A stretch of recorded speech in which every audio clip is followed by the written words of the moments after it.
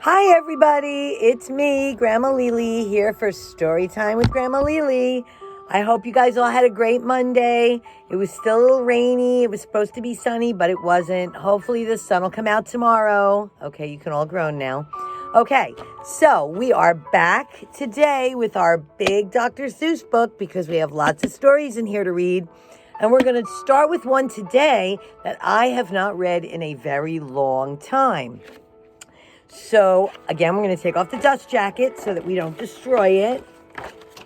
And before we start, I want to say hello to my grandchildren, Elijah, Jordan, Kylie. Hello, I love you. I miss you.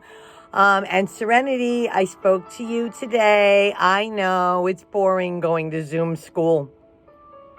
I have to do it too. But so today we are going to read a story called McGelligot's Pool. And I have not read this story in a very, very long time, but it's a lot of fun to read. So I'm going to get started reading it. Get your blankets, get your cocoa, get your milk and cookies, hunker down, sit down in front of wherever you're watching me, and let's read about McGelligot's Pool by Dr. Seuss. McGelligot's Pool was originally published in 1947. If you were born in 1947, boys and girls, you would be 73 years old today. That is older than Grandma Lily, I have to admit. "Young man," laughed the farmer, "you're sort of a fool. You'll never catch fish in McGelligot's Pool. The pool is too small, and you might as well know it. When people have junk, here's the place there they throw it. You might catch a boot, or you might catch a can. You might catch a bottle, but listen, young man, if you sat 50 years with your worms and your wishes, you'd grow a long beard long before you'd catch fishes."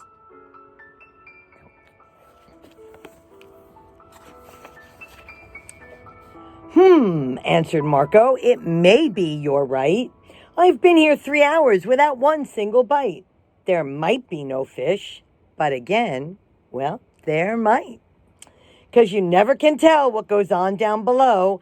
This pool might be bigger than you or I know. This might be a pool, like I've read of in books, connected to one of those underground brooks. An underground river that starts here and flows right under the pasture. And then, well, who knows?"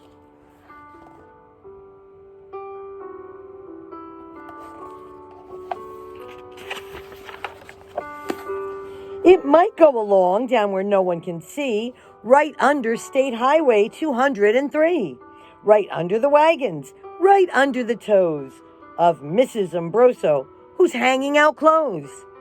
It might keep up on flowing, perhaps, well, who can tell, right under the people in Sneeden's Hotel, right under the grass where they're playing croquet, then under the mountains and far, far away.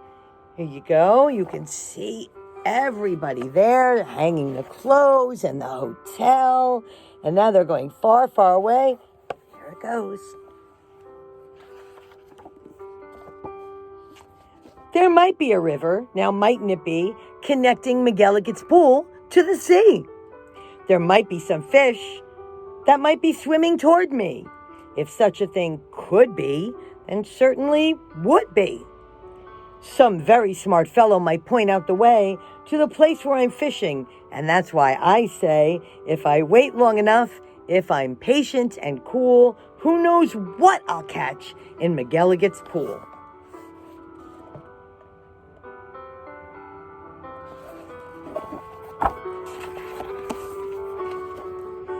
"I might catch a thin fish. I might catch a stout fish.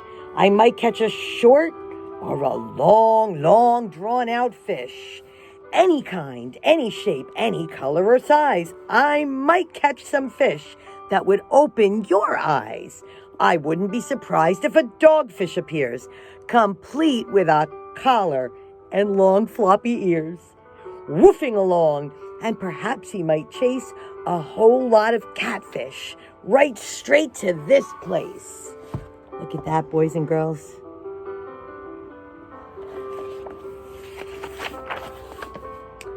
I might catch a fish with a pinwheel-like tail. I might catch a fish who has fins like a snail. I might catch some young fish, some high-jumping friskers. I might catch an old one with long flowing whiskers. I might catch a fish with a long curly nose.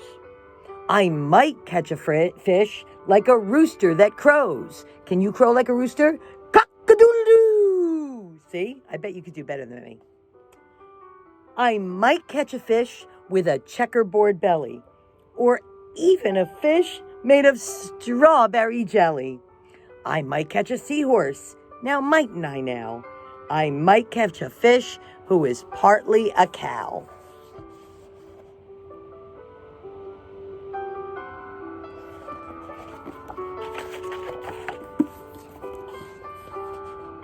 Some fish from the tropics, all sunburned and hot, might decide to swim up. Well, they might. Might they not? Racing up north for a chance to get cool, full steam ahead from McGelligot's pool. Some Eskimo fish from beyond Hudson Bay might decide to swim down, might be headed this way. It's a pretty long trip, but they might, and they may.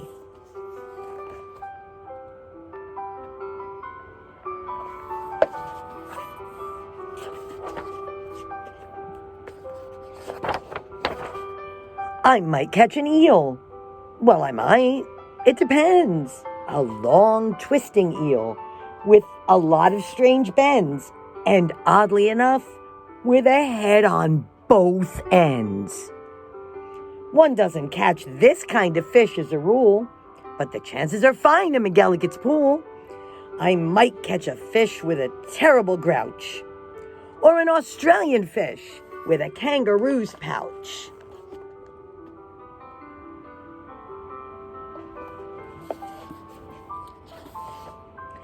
Who wants to catch small ones like mackerel or trout? Say, I'll catch a sawfish with such a long snout that he needs an assistant to help him about.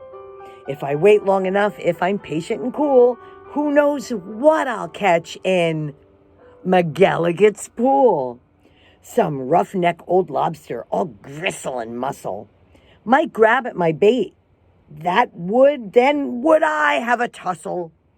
To land one so tough might take 2 or 3 hours. But the next might be easy. The kind that likes flowers.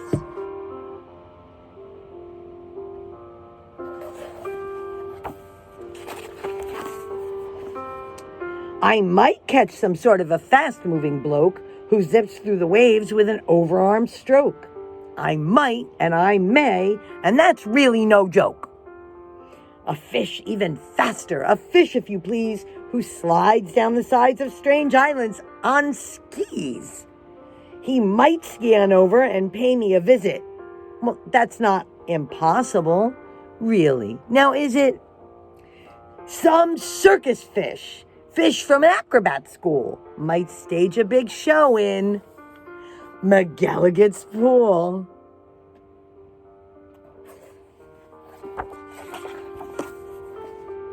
Or I might catch a fish from a stranger place yet, from the world's highest river in far-off Tibet, where the falls are so steep that it's dangerous to ride 'em. So the fish put up chutes and they float down beside 'em.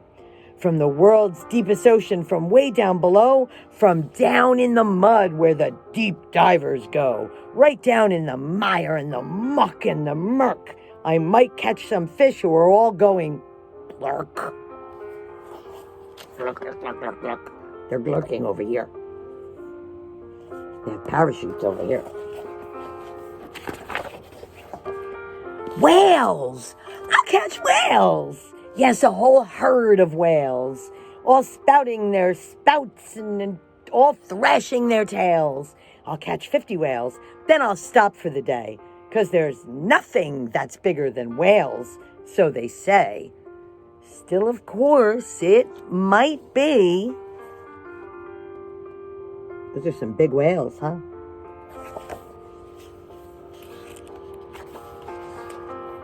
There is something bigger. Some sort of a kind of a thingamajigger. A fish that's so big, if you know what I mean, that he makes a whale look like a tiny sardine. Look at that thingamajigger. But he's smiling, so I'm betting he's a friendly fish, don't you think? Oh, the sea is so full of a number of fish. If a fellow is patient, he might get his wish. Look at all of the fish. There they all are. There's elephant fish. See them? See which ones you can pick out.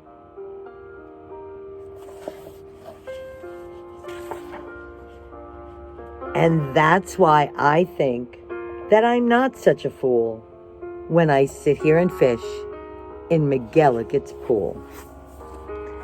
There you go, guys. Now, if you like today's story, make sure that you tell your moms and dads to buy you McGelligot's Pool so that you have it in your own library, because Dr. Seuss books are a great thing to have in your own library. And if you want the whole collection, it's called Your Favorite Seuss, and it's really a great book. Okay, guys, I will see you tomorrow for more Story Time with Grandma Lily. Have a great Monday, have a great evening, and I will see you on Tuesday. I love you. Bye-bye. Stay 6 feet away from everybody.